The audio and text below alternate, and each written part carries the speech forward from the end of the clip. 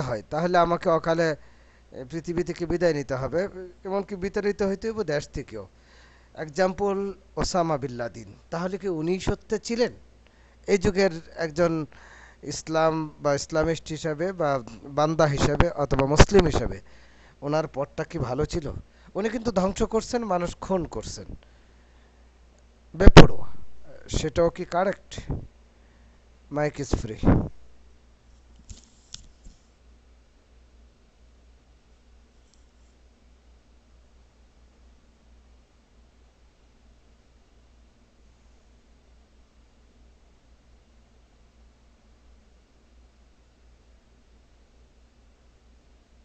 So ওনার একটা methodology আছে কিভাবে এটা উনি কায়েম করবেন, ওনাদের একটা দিক নির্দেশনাও আছে। সেটা ভালো, আমরা সবাই কিন্তু আসলে চাইতেছি, এটা ঠিক। কেউই এখানে মানে দ্বিমত করবে না, আপনাদের এই কথার সাথে একমত আমি। এখন কথা হচ্ছে ইসলামিক স্টেট মানে সবাই চাচ্ছে, কিন্তু এটার একটা সমস্যার কারণে এটা হচ্ছে না। সেটা হচ্ছে গিয়ে মহানবী ইসলাম উনিও স্টেট লিডার ছিলেন, একটা রাষ্ট্রের অধিপতি। হ্যাঁ, মহানবী ইসলাম শুধু একজন মনে করেন বট গাছের নিচে একটা ধর্মগুরু বসে আছে, হ্যাঁ, একজন একজন করে আসতেছে, উনি তাদেরকে উপদেশ দিতেছে, এরকম ছিলেন না। ঋষি বা এরকম মহানবী ইসলাম ছিলেন না। উনি তো বিচারক ছিলেন, উনি রাষ্ট্র যুদ্ধ পরিচালনা করছেন। হ্যাঁ, অনেক কিছু ইভেন মানে ব্যবসাপাতি কিভাবে করতেছে চলতেছে নাকি এগুলো উনি মনিটর করতেন। তো আমার কথা হচ্ছে যে জায়গাটাতে বিভেদ, মানে যে জায়গাটাতে গিয়ে বাধারা, সেটা হচ্ছে কি ইসলাম কখনোই ন্যাশনাল মানে একটা বর্ডারের আন্ডারে থাকতে বলে নাই। বলছে যে মোহাম্মদ ইসলাম যখন মানে খলিফ ছিলেন, আই মিন উনি যেহেতু রাসূল এই কারণে ওনাকে এটা বলা হয় না, কিন্তু উনি স্টেট লিডার।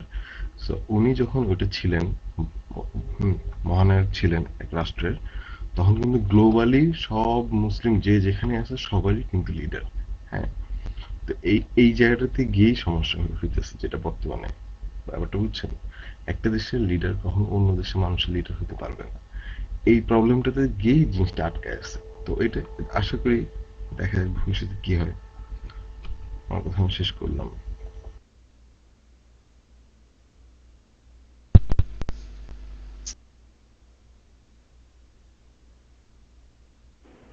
সালাম আলাইকুম রিপন ভাই, মাইক নিলে আপনি নেন, আমি ছেড়ে দিচ্ছি। আমার আপনার পরে আমি মাইক নিব, মাইক ফ্রি।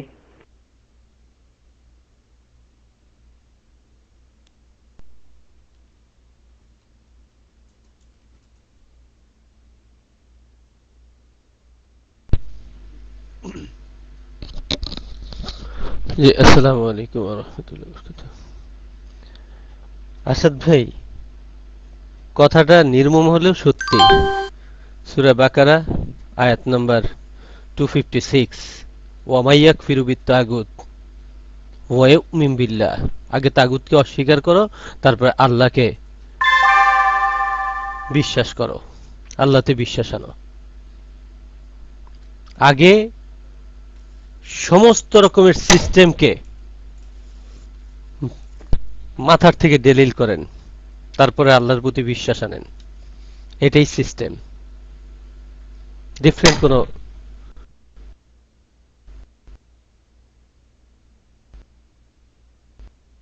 চিন্তা করার কোনো অবকাশ নাই।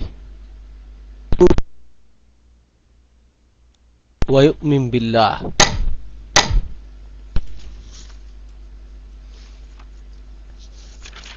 এখন যদিও বিষয়টা শুনতে খারাপ লাগে, কিন্তু কথাটি নিঃসন্দেহে সত্য। এরপরে আল্লাহ সুবহানাহু ওয়া তাআলা ডিক্লেয়ার করে দিলেন, ফাকাদ ইসতামসাকা বিল উরওয়াতিল উসকা, যে এই কাজটা করলো সে এমন একটা রজ্জু ধরলো, এমন একটা হাতল ধরলো, লান ফিস সামা লাহা, তা কখনো ছিঁড়ে যাবার নয়। ওয়াল্লাহু সামিউন আলিম, আর আল্লাহ প্রত্যেকটি বিষয় শুনেন, তিনি সবকিছু শুনেন। তাইলে বিষয়টাতে আর কোনো দ্বিমত থাকার কোনো অবকাশ নাই। আপনাকে প্রথমত পৃথিবীতে যত রকমের সিস্টেম আছে সেই সিস্টেম থেকে নিজেকে আগে বের করে আনতে হবে।